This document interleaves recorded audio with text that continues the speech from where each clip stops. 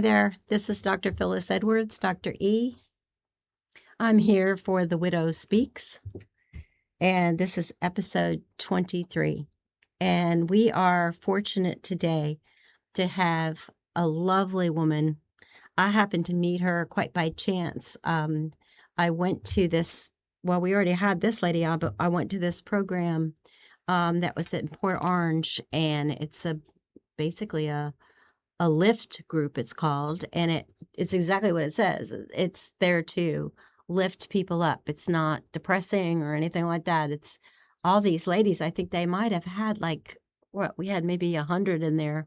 Yes. And they have speakers, and then they have different things that people do, and they call them up and they care about you. Like they'll send you a card and all the things that you really miss since you've lost your special person. And I was lucky enough to meet Sophia Gray, and she's our very special guest and expert today. She is a widow, and her story is really, I think, just like we say, just like everybody's story is so unique, but hers is really quite something, and she's working through all of this, and she's doing as good as she can. And I think she's doing very well with some of the things that she's up to. But I would like to introduce you. Welcome. Thank you. Thank you so much for being here. So this is just going to be a conversation basically between you and me. Okay. The whole purpose of this to start was to make sure that we could get the word out, because I feel very strongly that widows are underrepresented, Yes. kind of ignored. Yes. And nobody seems to care what Right. your plight is. So my thinking was, why don't we just do something to kind of spread the word and get as many people in as possible? And in the mixture of getting the doctor, the lawyer, the this, the that, what's really most important is you, Yes. right? I agree. You going through what you're going through is different than what I'm going through, but there's so many commonalities. So I think I remember that when we first talked, you were telling me about you and your husband first met in the military. Is that Yes. correct? In the Well, I want Army. Yes. first say thank you for your service. Thank you. So I want you to kind of start there. Okay. Okay. We met when we were both 18 years old. Oh my goodness. We were both stationed at Fort Jackson Army Training Base in Columbia, South Carolina, Wow. which is also where my husband is from. Okay. I'm originally from Miami, Florida. My husband is from Columbia, South Carolina. I'm from Miami too. Oh, you are? Yes, ma'am. Wow. Small world. So yes. So that's where we initially met. So you met at 18, your babies. Yes. We Okay. met at in basic training. Mhm. We were a few weeks ahead of each other as far as in the training Right. part. When we finished, initially I did my basic training, Mhm. and in basic training it was the males and females were in separate barracks. Right.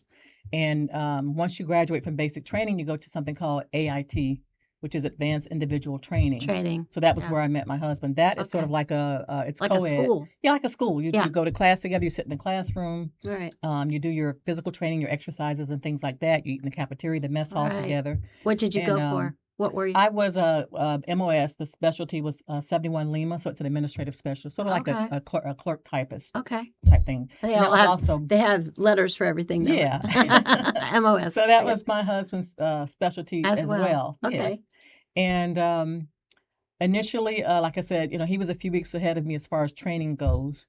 And so whenever I would go to school in the morning, and then at lunchtime we would go to the cafeteria, to the mess hall, and his group would already be in there. His platoon would already be in there, Mhm. and they would only have like a few more minutes left before it was time for them to leave when we came in. Yeah. So he happened to see me a couple of times when I went in, and I didn't really notice him. Right. He started asking around about me, asking people who I was. They knew what barracks I was in and what my Mhm. name was. Mhm. And one evening, someone came to get me and told me they had someone who wanted to meet me. Uh-huh. So I went downstairs, and there he was. Love. And we were inseparable after that. Yeah. Yeah, we met. We just talked nonstop. We had Yeah. a lot in common. Right. We both came from big families. I mean, Mhm. my mother was one of 9. His mother was one of Wow. 8. Mhm. And then as far as the mother's children, Yeah. my mother had 5 kids. His mother had 7 kids. So we had a lot of things in common. We talked Right. about our backgrounds and Sure. everything in childhood. And we dated for quite some time. He ended up, I stayed in South Carolina. He ended up being transferred to another base. He finished his Mhm. training there in South Carolina. Meanwhile, I was going to be, I stayed in South Carolina for a while, and then I was going to be going to Georgia. Mhm. Um, but we end up, eventually we broke up. We had some disagreements. We broke up. And at that particular time, he ended up being stationed over in Germany. He ended up being stationed over in Germany. And Wow. while he was in Germany, we broke up while he was in Germany. Yeah. And when we broke up, I never thought I would hear from him See him again. again. Right. Right. And fast forward, after other relationships, I did have a marriage in between, got a Mhm. divorce. And 26 years later, You got back together again. I was at my mother's house. Oh my goodness. This is the weird thing. Yeah. My mother lived like 5 minutes away. Uh-huh. I was always at her house. I Right. was working at a nurse in a hospital. Uh-huh. So I work around, So you're a sick nurse people. by Yes. trade. I'm a nurse for 24 years, a registered nurse. Wow. And it was during flu season, and a lot of people at work were getting sick. So I was kind of feeling a little bit under the weather. Right. My mother lived 5 minutes away, and I was at her house. I worked 3 12-hour shifts a week, and other days I was off 4 days a Right. week. I would always go over to my mother's house. We'd go out to, lunch Lunch or or to whatever. breakfast or Yeah. whatever. And I hadn't been over to her house in a month because I wasn't feeling well. Right.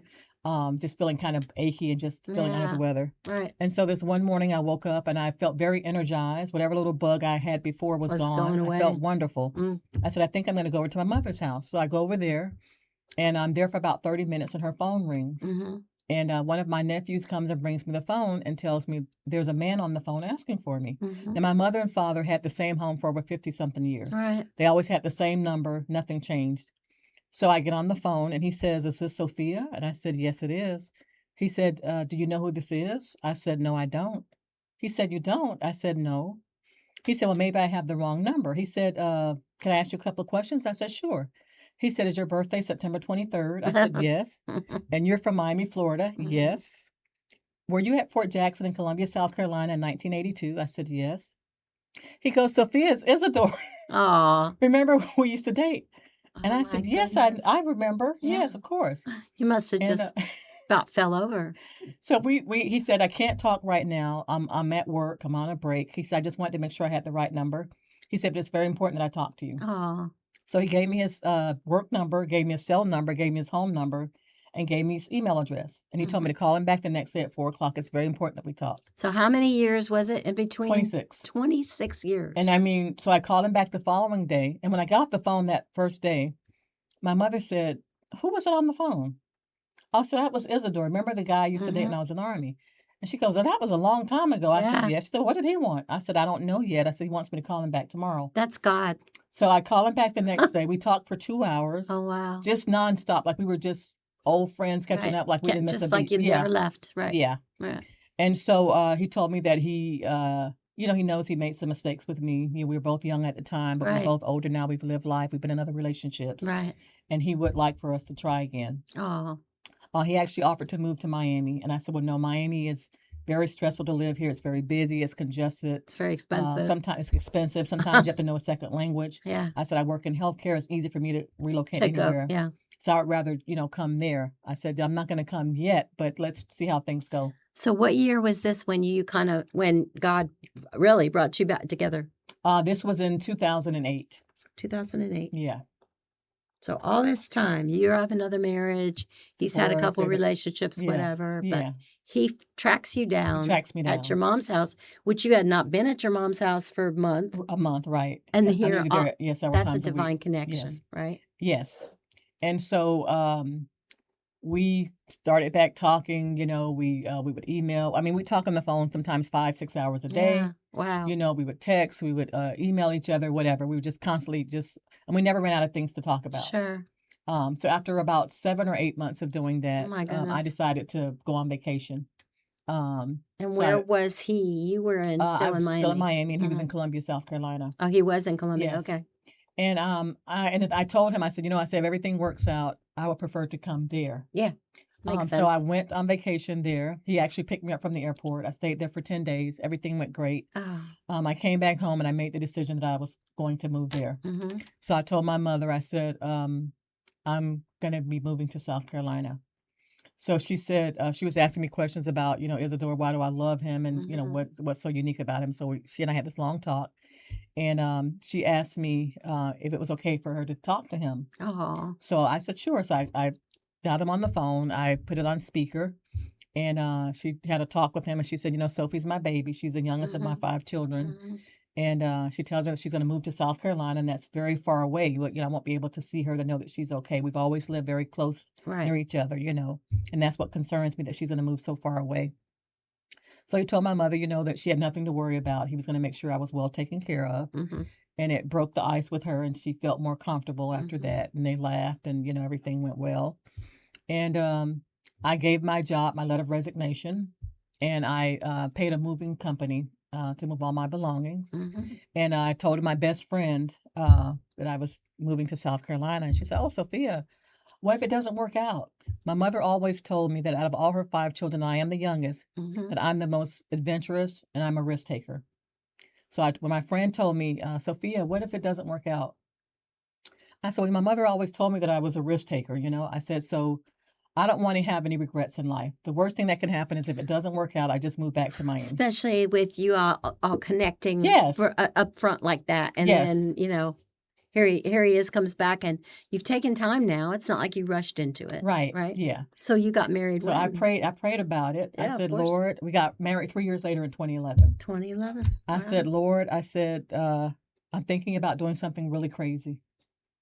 I'm thinking about moving 2 states away, getting back together with someone that I dated when I was 18, and I have no family there. Mhm. I have to change jobs, and make a whole new life for myself." I said, "So I need a sign that I'm making the right decision." Mhm. So, I went online. There was a local hospital there in Columbia, South Carolina. It was called Providence Hospital. It's now called Sisters of Charity, Mhm. and they've merged with MUSC. But I went online and I filled out an application. I applied for a job there, and the nurse manager contacted me, and we did several phone interviews. And they actually offered me a job. There was a one floor that had an opening. I spoke with the nurse manager. She and I talked on the phone several times, and I was offered a job. And then Isidore sent me an apartment book. When I told him that, that the hospital had offered me a job, he sent me an apartment book, and he told me that, he said, "Here's a list of apartments." He said, "I know one in particular. If you're going to be working at that particular hospital, it's a straight shot from the apartments to the hospital." So I did a virtual tour online of that particular apartment complex. I filled out an application, and I actually got a call within a week from the manager of the apartment complex that I was approved for an apartment. So everything is falling into place. Everything was falling into Yeah, place. I said, right, "Well, Lord, this must be my sign. I've gotten a right. job and I have an apartment, and I'm still living in Miami." Mhm. So I got the moving truck all set up, got everything moved, and I went to South Carolina. And when I tell you everything, it was like clockwork. Mhm. Every door was It was open for open. us. There were no Yeah, obstacles in our way. right. Life was really good. Mhm. We did everything together. Oh, Like I said, 3 years later, we got married. And people say, "Oh, well, you guys, why are you waiting so long?" I said, "We just want to make sure." yeah. He had his own apartment. I had my own apartment, but Mhm. we would just go back and forth between apartments. And so one day we had just come from the county fair, Mhm. and he had asked me to marry him. And he said, "Let's go over to my mom's house and tell her first before we tell anyone else." So we go over to her house, and he said, "Mom," he said, "I have something to tell you. Me and Sophie are getting married." So she says, "Well, it's about time. I was wondering what was taking so Good long." for her. I love She it. goes, "I knew it was going to happen." She said, "Because you guys are always together. You do everything together. When I see him, I see you. When I see you, I see him." So She you goes, you "I knew you it was knew going to her quite happen. well. I just wanted to know When? when." So his family was all in. Yeah, Um, and because he has a large family as well, whenever I couldn't, I tried to get home to Miami at least twice a year, yeah. but whenever I couldn't come home, we would do things with his family, holidays Mhm, like, mhm. Of Thanksgiving, course. Christmas, things like Yeah. that. One year I had to work for Christmas, and his mother cooked a lot of food, but I was at the hospital working. And so on my breakup, we talked on the phone. And they go, "Sophie, Mom cooked a lot of food. She's already put stuff in containers." So when It's you get off nice. work, I'm gonna be bringing some That's stuff home. nice that Yeah, she liked you yeah. so much. So it was like then his family was like the Yeah. second family to me, So you guys, it must have been like almost like a second honeymoon or something. And you know what he told me? He said if I had known that marriage was gonna be this good with us, we Oh, should have done it a long time ago. uh-huh. And I said, "You know what, babe?" I said, "You know how in the Bible it talks about there being seasons for Yes. everything?" Yes. I said, "Had you and I got Ecclesiastes. right, I Yeah. said, had you and I gotten together back then and gotten It married, might not have worked. it probably wouldn't have worked." I said, "Because Yeah. we were young, we had certain lessons that Yeah. we had to learn. We had to learn from life Right. to know what we want. I said, "So, this is the right time That's for so us now." wonderful. Yeah. And, it was so surreal, and on our Yeah. honeymoon, we went to the Bahamas, Uh-huh. and on the airplane, he told me, he said, "I'm so happy." And my mother-in-law told me, she said, Sophia, she said, "I've never seen my son this happy before." Ah, She that's said, "It makes beautiful. me feel very," she said, That's "It makes me feel lovely. very good to Sure. see him smile and to see him be happy." Yeah. She said, "I think that he waited for you all these years." And on the plane, he told me that his only wish is that for however many years we have on this earth, for us to stay together and Sure. just continue loving each other, you Oh, know? yeah. And we did everything together. Yeah, I know. Yeah. Yeah, It's a big, big, big loss. yeah. It And is. we look forward to retirement. We did a lot of trips together, and Mhm. I have tons of cards he would give me. Mhm. He knew that I love cards. So I have all kinds of Christmas cards, Any kind of card. Mother's Day, Valentine's Day, Did you anniversary, keep them? birthday. I do. I did I keep them. kept some, but I didn't keep them all, so it's good that you kept them. Yeah, yeah. So I have all of his cards. I have videos. I have pictures. Yeah. And I know some people say it's very painful for them to look at pictures of their late spouse, but for me, it brings me comfort. Mhm. And initially, I was very angry with God. Again, everybody's Um, different. this is someone who was my soulmate. He brought you back He brought together us back again. together. We had this wonderful life, and then life got interrupted.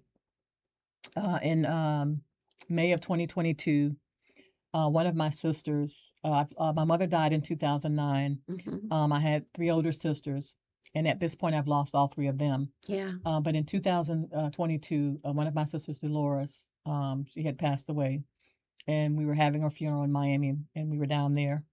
And when we were coming from out of the funeral, it was very hot outside. My Yeah. husband had a suit on, and as we were walking back to our car from the church, he kind of like stumbled a little bit, Yeah. but nothing seemed Yeah. off. It was just Right. very hot outside, and it just a little stumble. And for the remainder of the weekend, his balance was off, and so I Mhm. told him, and he had a fall um, while we were down there. So I told him when we get back to South Carolina, I'm going to take you to the VA and just get you checked Yeah. out. How old was he at that point? He was how old was he? He was in his 50s. I can't Young. remember. Yeah, Very young. yeah. And so I got to the VA, and at that time they were still under the COVID restrictions. Mhm. So I took him to the VA, and I had to sit in a car and wait. So And stupid. after about maybe 6 hours or so, the doctor called me, Mm. and she told me that she saw some things that were of concern on his CAT scan of his brain, and they were going to admit him and do further testing. She called me the following day and told me that he had a stroke. Now, at that particular time, she didn't indicate whether it was very severe. She As just I was made gonna it, say, is it yeah. TIA or a full stroke? It was a It was a full stroke, stroke. yeah. Yeah. And so, but she didn't indicate the seriousness of it. Yeah. She just made it sound like it was just like a minor stroke, Mhm. and nothing more was said about it. And nothing seemed off except my husband's balance. Mhm. By December of 2022, he started having a lot of falls. He was using his walker and cane more, and then going into 2023. Um, It several months after that, going into 2023, he got where he wasn't able to walk anymore. The falls got worse. He couldn't walk anymore. We actually went to the hospital. They did a lumbar puncture to check for multiple sclerosis. They thought he may have multiple MS, which he didn't. Um, and after all the tests were run, they determined that his symptoms were progressing from the strokes that he had. And actually, when I actually was given a copy of the Read MRI it. of the brain Yeah. report, he had actually it was more severe. It was a And they cortical, yeah, it was a corticospinal mm, stroke, and he actually had strokes on both sides of his brain, Wow. left and right. Yeah, and the basal ganglia as well. Mhm. And so he Could he had. still speak to you? Oh yeah, he was still Okay. speaking. See, I have videos of him. Yeah, he was still speaking, still Okay. talking, Thank God. and but he ended up in a wheelchair. Yeah.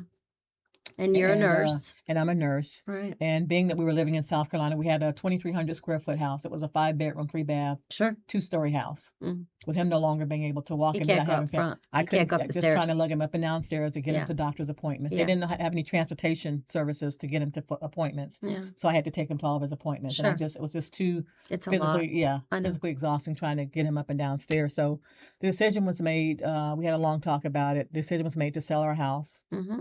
in South Carolina and come here to Florida.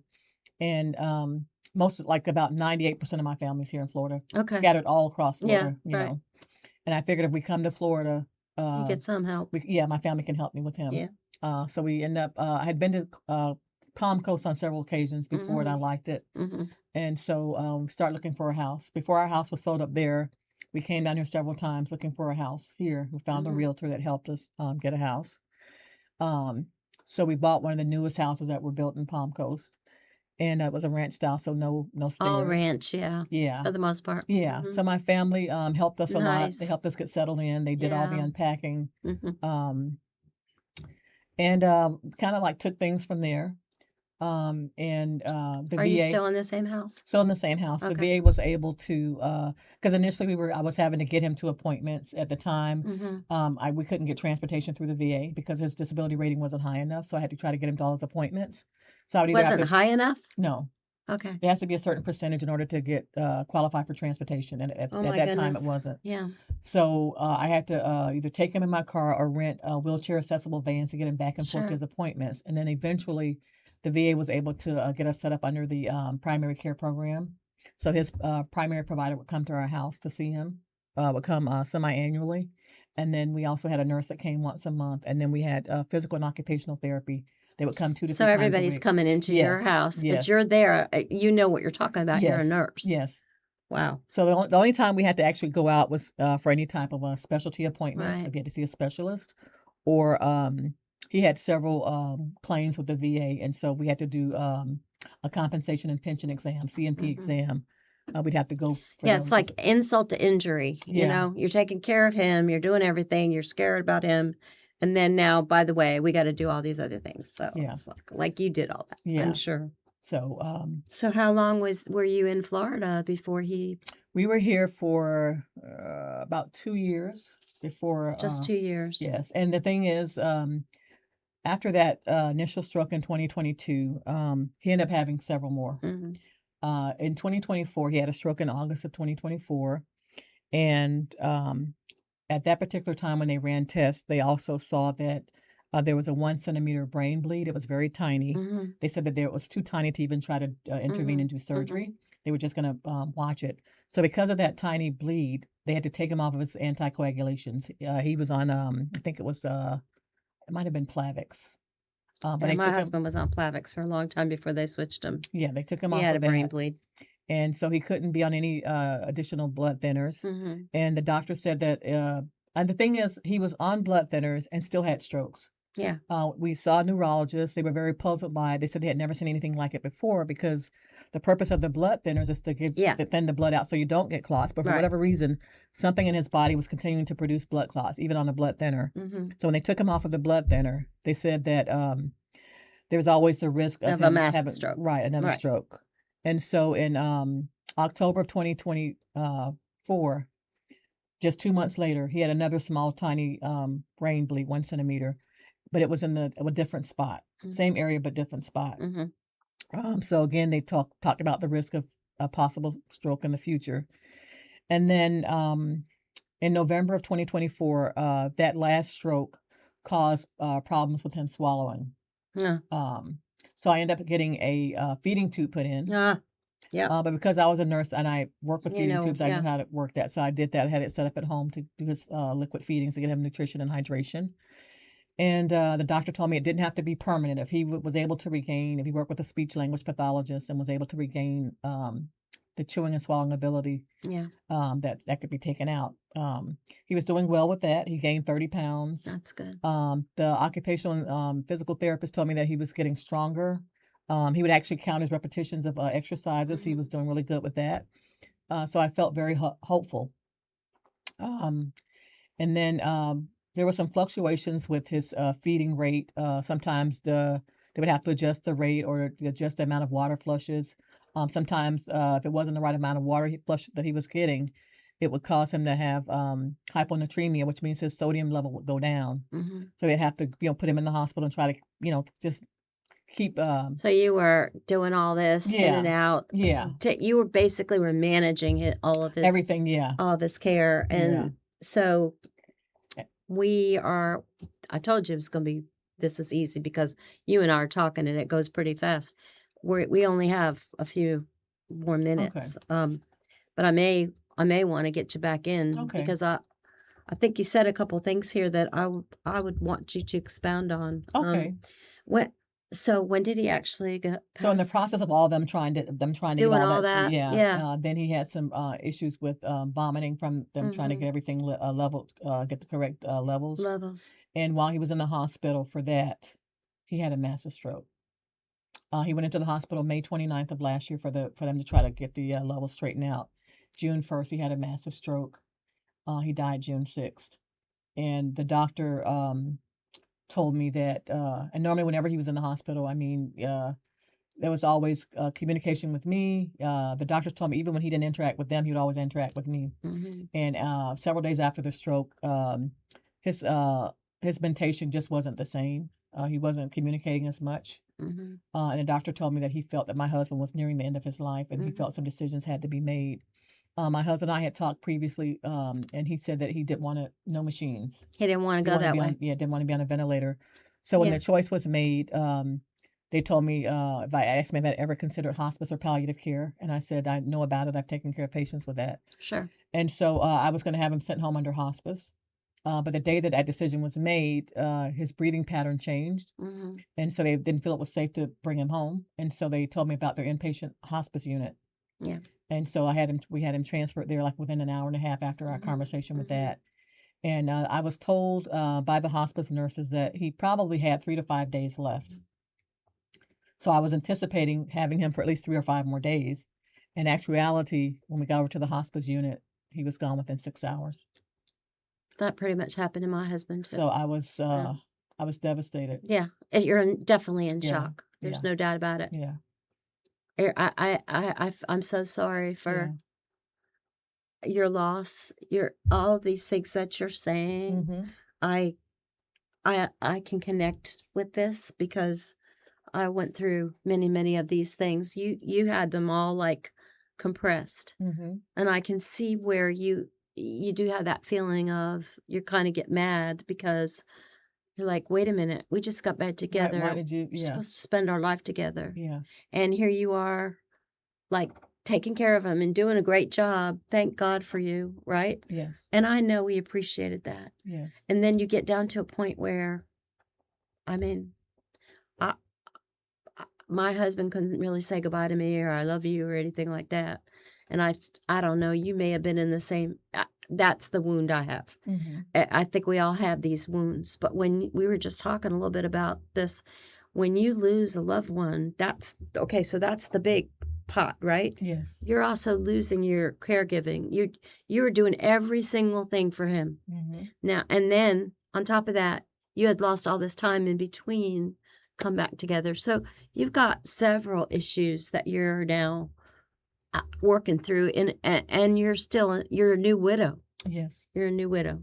Did you seek any kind of counseling or you did? I think you told me you I went did. through Admin Health. I went through individual and Yeah, me too. bereavement counseling. But you Yes, and still it was a have big to. help. Yes. I'm just going to say to you, we've already connected, but I want you to know that I am here in Palm Coast. Mm-hmm. And I, we need to form a connection. Yes. And that's all we've got, honestly. But you've got your family. God Yeah. bless you. Mm-hmm. I got my 2 girls, but you've got extended family.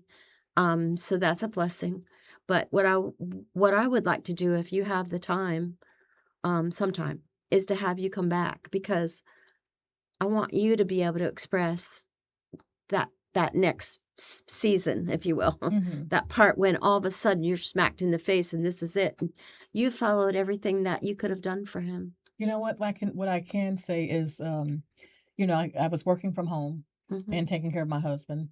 We eventually got a little help, but 1 minute. We got 1 minute. we Yeah. eventually got some help. But my husband was able to tell me how much he appreciated everything that I had done for him. He said, "Sophia, I see everything you've done." There you go. That's So I beautiful. was when I felt like That I was, that's yeah, good. I needed that You little needed that boost. for your heart. Yes, yes, Well, we're gonna have to close out, but I'm gonna ask Sophia to come back because we need to go through the next part, which really is where we both are, yes, right? yes, And that's just the beginning of our trials, if you will. But I guess we can only take solace in the fact that we were there, yes, that we did what we could. yes, You more than me because having your background as a nurse, but you cared for him in the most loving of ways. And he didn't have to go into any facility and be away from you. So I wouldn't have had it no other way. I know, and I love that about you. And so we're gonna come back if you're Okay, okay with of that. But course, of course. I mean, everybody's got to hear what people go through. It's just incredibly amazing that we're still all walking around, that we can still dress ourselves. I mean, you just want to roll up in a ball Yes, and say, God, just take me, yes, right? yes. So I guess what I'll do now is sign off for The Widow Speaks, and I want to tell you, as you know, God is with us. God is Yes. with the brokenhearted. Yes. There are there's beauty for ashes. Yes. Maybe we haven't gotten there yet, Yes. but we are going to adhere to those promises. And I want you guys at home to know that there's a bunch of us out here, 11 to 13 million women, widows, that are experiencing this. And so if you're in a business, if you're in government, whatever you're in, I'm asking you, take a look at what's around you in your community and be of some help. Try to, even if it's church, try to put your arms around people because if you're like me, you're not getting that. So I'm just saying, please think about it. This is really important. So I'm gonna sign off for now, but we're gonna have Sophia back because she's amazing. Thank you. Thank you.